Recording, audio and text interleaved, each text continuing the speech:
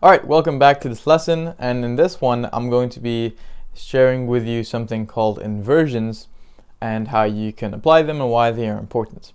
So far we know, we've done just recently about chords. We know how to, we know what they are, we know how to make them, and hopefully you should already have some practice on actually, being more comfortable creating these chords. And in this lesson I'm going to show you what inversions are. So an inversion is, simply put, a variation of a chord.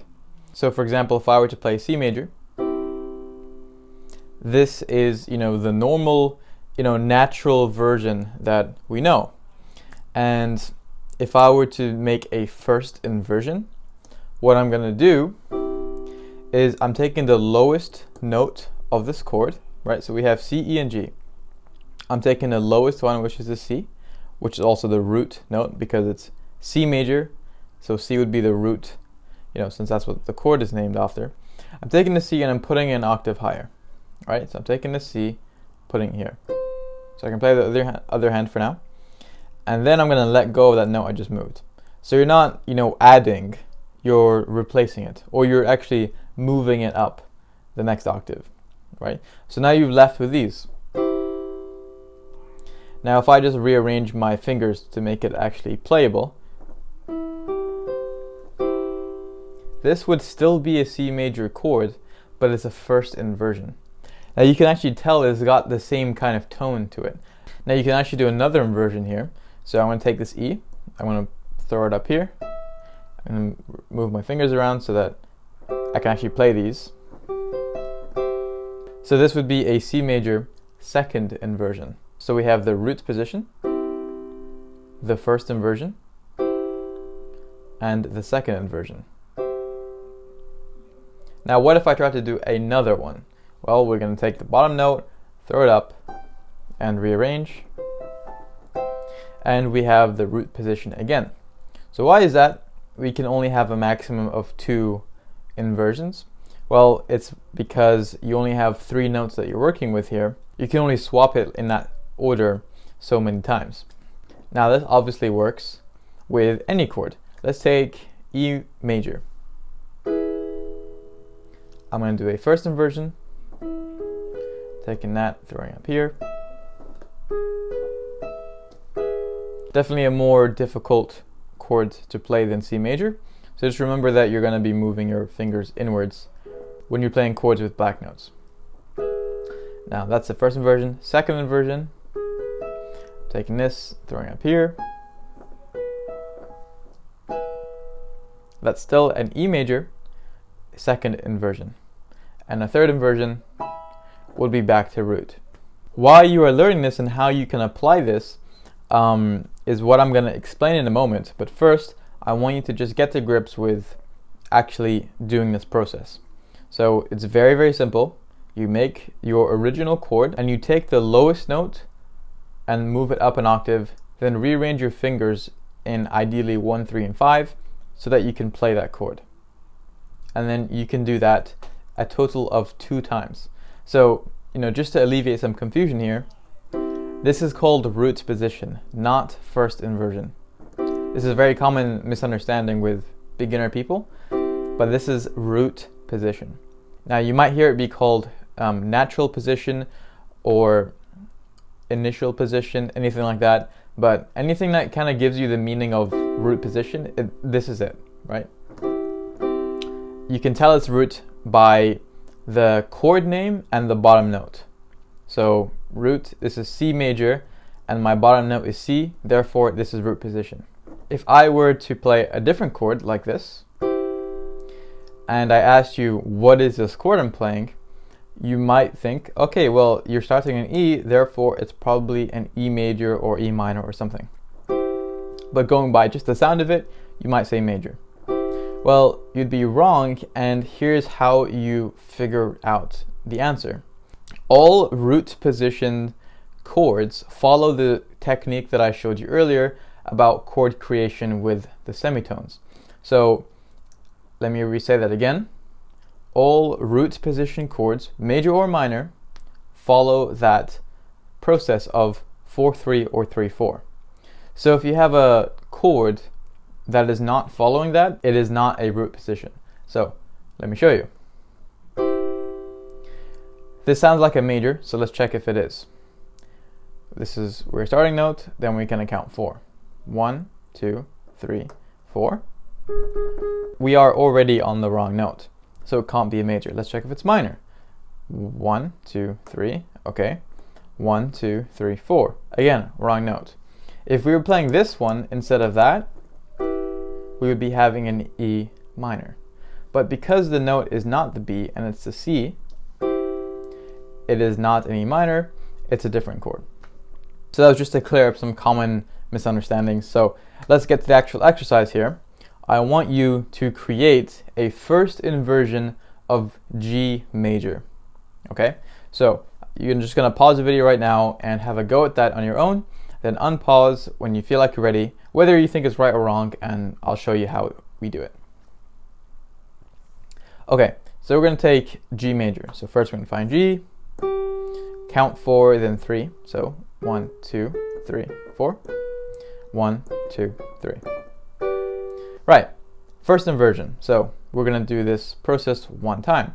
We take our bottom note, which is the G, throw it up here.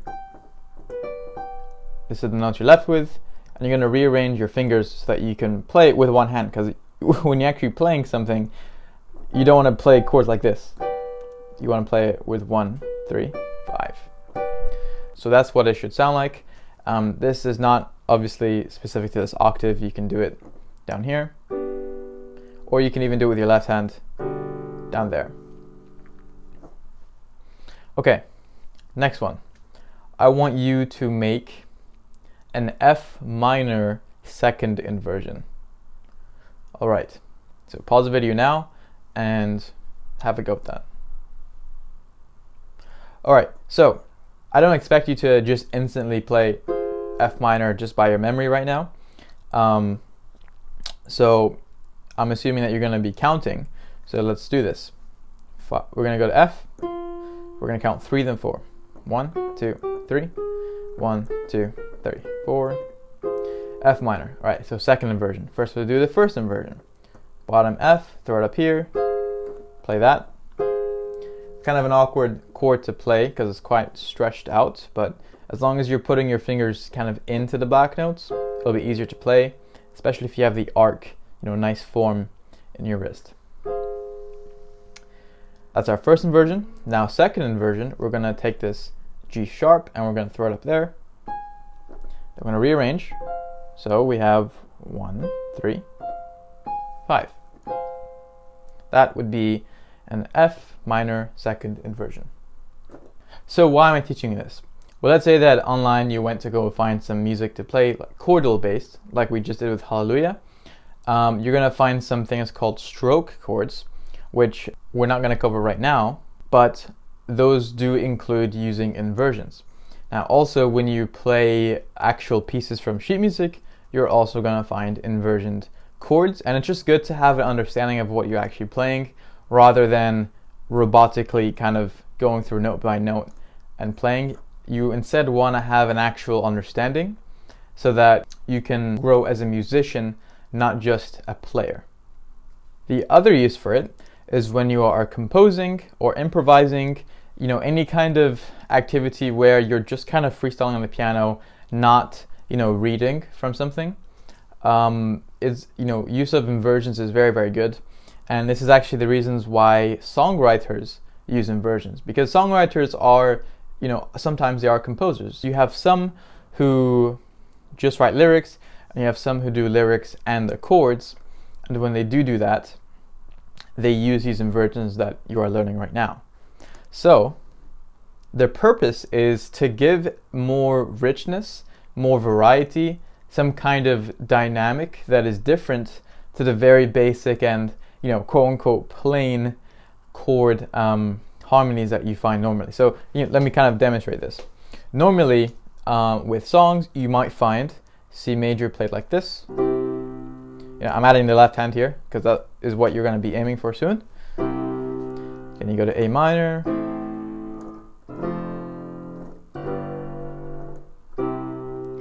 Now most people will play chords like this. And don't get me wrong, there's nothing wrong with it. But sometimes people want to add a specific, change. So they would add inversions in the right hand, for example.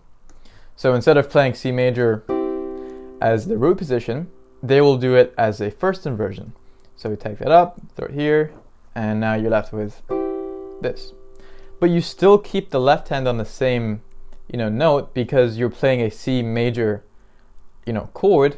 You don't want to play, an F, because that's not really considered a C major. That would be a completely different chord. That is the alternative. So just, to show you, instead of playing, you might be playing instead, and it instantly sounds, better. So if I demonstrate for you that little, chord progression there, with, mostly using inversions compared to the normal way of doing it, this is going to be the difference. So here is this normal way.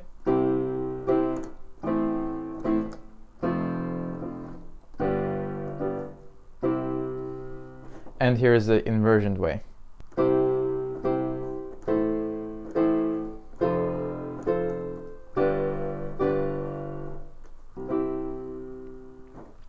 Now you might have been able to spot that not only does it sound different and it sounds kind of more flavorful, but it also is easier to play on the right hand because you're not jumping around so much with your wrist. So let's say I play the root position C down to A minor,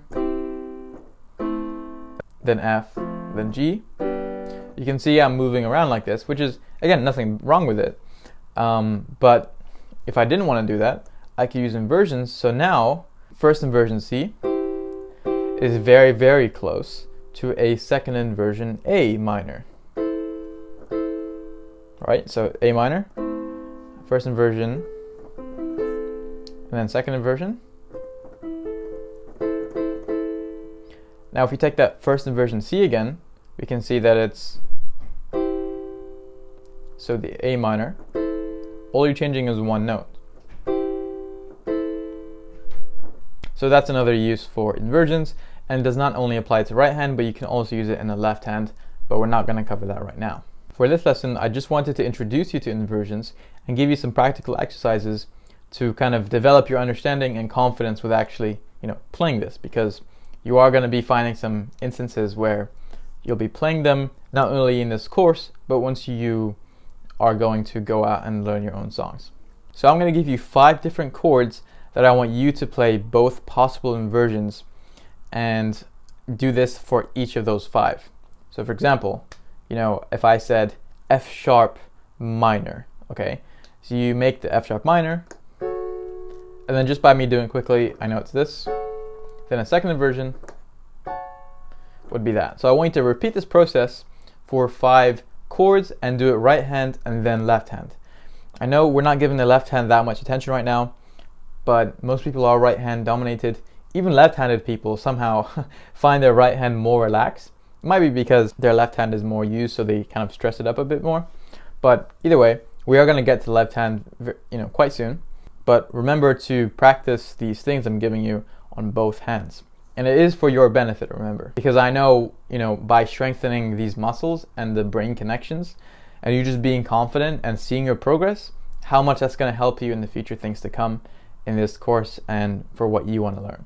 So trust me, just follow the stuff I give you, and I promise you're going to be very happy with your result. So here are the chords: C major, E minor, E flat minor, G sharp major, and A major. So you're going to do those inversions for both, hands and for each of those chords. And remember that in total you're going to have 3 positions: your root, first, and second inversion. So in a total you'll have 3 positions for each chord.